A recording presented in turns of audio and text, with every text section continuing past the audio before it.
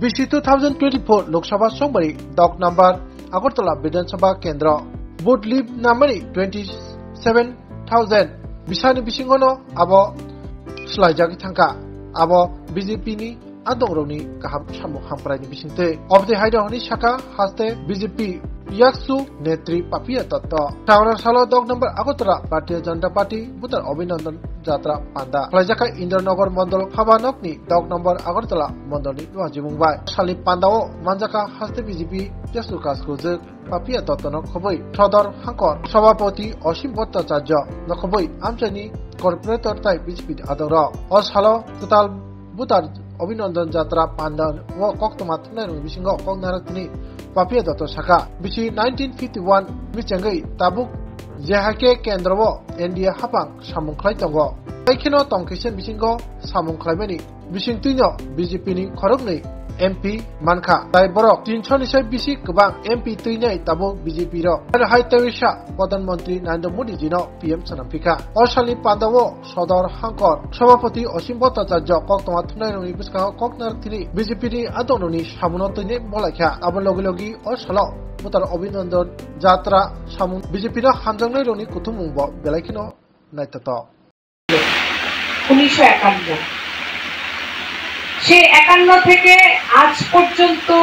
যে যাত্রা তার মধ্যে অনেক কিছু আছে সংঘর্ষ আছে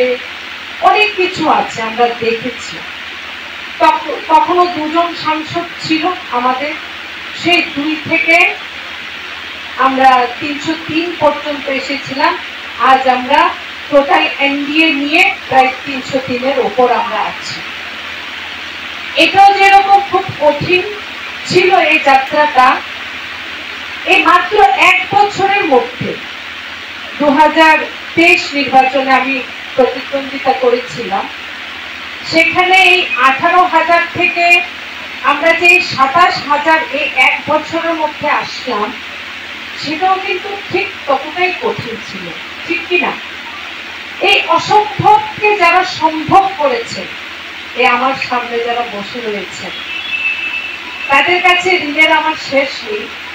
আমার একটা দিন এখনো মনে পড়ছে আমি 7 নম্বর ওয়ার্ডে পদযাত্রা করছিলাম দিদি আছেন এখানে একটু দাঁড়াও আমি অবাক হয়ে গিয়েছিলাম ওনার একটি পা সম্পূর্ণ ক্ষত বিক্ষত পায়ে মোজা পরে প্রায় আমরা কত কিলোমিটার হবে জয়াদি প্রায় 10 থেকে 15 কিলোমিটার উনি রাস্তা হেঁটেছেন তখন আমি ওনার একটা ছবি উঠিয়েছিলাম আমি ভেবেছিলাম ফেসবুকে পোস্ট করব সত্যি পরে যদিও করা হয়নি এই হলো ভারতীয় জনতা পার্টির কার্যকর্তা তো আমাদের জয়ের মার্জিন জয়ের স্কেল এবং স্পিড যতটা বড় ছিল আগামী দিন আমাদের কাজের স্কেল এবং স্পিডও ততটা বড় হওয়া প্রয়োজন তবে আমার মাঝে মাঝে আমি ফিল করি যে আজকে এক বছর ধরে বিশেষভাবে আপনাদের সাথে আমি যুক্ত হয়েছি আসি যাই আপনারা যান অনেক সময় পান আমাকে পান না তাই আমি গতকাল বসে বসে ভাবছিলাম যে আমার পক্ষে আর কি সম্ভব হতে পারে কি আর দিতে পারি একটা কার্যালয় প্রয়োজন আমাদের মণ্ডল সভাপতি সবসময় বলেন যে একটা কার্যালয় না হলে কার্যকর্তাদের সাথে সে আত্মীয়তা তৈরি হয় না কার্যকর্তাদের আরো ভালোভাবে জানা যায় না তার মধ্যে দুজন এখানে মণ্ডল জিএস আছেন অফিস ডিআর যারা ভাইস প্রেসিডেন্ট আছেন মণ্ডল সভাপতি আছেন একটা প্রস্তুতি দিচ্ছেন আপনাদের জন্য একটা দেবালয় তৈরি করে দেওয়া মানে একটা কার্যালয় তৈরি করে দেওয়া এবং এটা খুব তাড়াতাড়ি সমাধান হয়ে যাবে এবং আমিও আপনাদের কাছে আজকে একটা কথা দিয়ে যাচ্ছি পঞ্চায়েত নির্বাচন খুবই 2-3 দিনের মধ্যে ডিক্লেয়ার হয়ে যাবে তো সেখানে যে একটা কমিটি হয়েছে স্টেট লেভেলে সেখানে আমিও আছি আমার একটু 1-2 মাস একটু ব্যস্ততা থাকবে পঞ্চায়েত নির্বাচনের পর প্রতিদিন নিয়মিতভাবে কারণ মানুষ আমাদের জিতিয়ে দিয়েছে আমাদেরকে জয় দিয়েছে এখন দায়িত্ব দিয়েছে তো দায়িত্ব থেকে আমাদের মানুষের প্রতি দায়বদ্ধতাও আসে ঠিক কিনা তো সেই দায়বদ্ধতার কারণে আমি একটা পরিকল্পনা করেছি আমি বিরালাল আমরা প্রত্যেকে মিলে যতদিন পর্যন্ত কার্যালয় না হয়, আমাদের যে রাধানগর যে কার্যালয় আছে সেখানে প্রতিদিন নিয়মিতভাবে, কারণ অনেকে আমার বাড়িতে সকালে যান, যেহেতু আমি আপনাদের প্রার্থী ছিলাম, তাছাড়াও প্রদেশ সহ সভানেত্রী হিসেবে হয়েছে। আমাকে একান্তে একদিন ডাকলো, ডেকে বলল যে তোর ৬ আগরতলার অবস্থা কি, তোর প্রতাপগড়ের অবস্থা কি, যে বিধানসভাগুলি হেরেছে, যে তোর ৬ আগরতলার অবস্থা কি, প্রতাপগড়ের অবস্থা কি। আমি চুপ করে দাদার কথাগুলি শুনেছি। আমি বললাম, দাদা অন্তত আপনাকে একটু বিশ্বাস দিতে পারি, যেটা ২০২৩ সালে হয়েছে সেটা হবে না। এবং এটাও ভালো করে জানুন, দাদার চিন্তা ছিল ৩টা বিধানসভা নিয়ে। আপনাদের কাছে ক্লিয়ার করে বলছি, ৬ আগরতলা, ১৩ প্রতাপগড় এবং ১৪ বাদারঘাট। আর সেটা রিভাইজ করে সদর আরবানে এই ৩টা বিধানসভায় সবচেয়ে বেশি ভোট আমাদের ভারতীয় জনতা পার্টির কেন্দ্রে বিপ্লবটাকে দেখিয়েছে।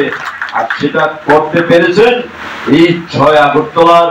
দেবতুল্য কার্যকর্তাদের অক্লান্ত পরিশ্রম। প্রত্যেকটা কার্যকর্তা আমি দেখেছি, যখন যেরকম কাজ দিয়েছে, রৌদ্রের মধ্যে, প্রখর রৌদ্রের মধ্যে, দিন নেই রাত নেই, তখন অনেক কার্যকর্তা বলছে যে পার্লামেন্টে এই ধরনের পরিশ্রম দাদা আমরা কখনো করিনি, এই ধরনের পরিশ্রম কখনো করিনি। এটাই ভারতীয় জনতা পার্টি। এবং ভারতীয় জনতা পার্টি কোন নির্বাচনকে হালকাভাবে নেয় না। ভারতীয় জনতা পার্টি প্রত্যেকটা নির্বাচন মানুষের জন্য, কারণ মানুষের চাওয়া পাওয়া অগ্রাধিকার যখন জনপ্রতিনিধি তৈরি হবে, সেই জনপ্রতিনিধি দ্বারা সাধারণ মানুষ ভোগ করবে, যেটা ৬ আগরতলার প্রত্যেকটা কর্পোরেটর অক্লান্ত পরিশ্রম করে কাজ করছে। প্রত্যেকটা জায়গায় মানুষ যেভাবে পরিষেবা পাচ্ছে, আমাদের কাউন্সিলরদের জন্য, আমাদের মন্ডল থেকে শুরু করে, বাকিয়াদি থেকে শুরু করে, আমি দেখেছি গতকালকে বাজারের একজনকে হেল্প করা হয়েছে অর্থনৈতিক ভাবে। তো যিনি এই বিধানসভার মধ্যে দাঁড়িয়ে ২০২৩ সালে জয়ী হয়েছেন, কোথায় উনি? এই ৬ আগরতলা মানুষ তো ওনাকে ম্যান্ডেট দিয়েছে, ওনাকে বিধায়ক বানিয়েছে, কেন মানুষের পাশে নেই? আপনারা প্রশ্ন করবেন না, কেন মানুষের পাশে নেই উনি? আজকে ভারতীয় জনতা পার্টির প্রত্যেকটা কার্যকর্তা সেই জায়গায় কাজ করতে হবে। এবং আপনারা যেই পরিশ্রম করে যে ম্যান্ডেটটা এবার দিয়েছেন, সেটাকে আরো বেশি তার উপর শিলমোহর দিতে হবে। আর তার জন্য সংগঠনই হচ্ছে শেষ কথা। সংগঠনের মাধ্যমে ভারতীয় জনতা পার্টি এই ৬ আগরতলার ঝান্ডা, যেটা বিশ্বকাপের ওই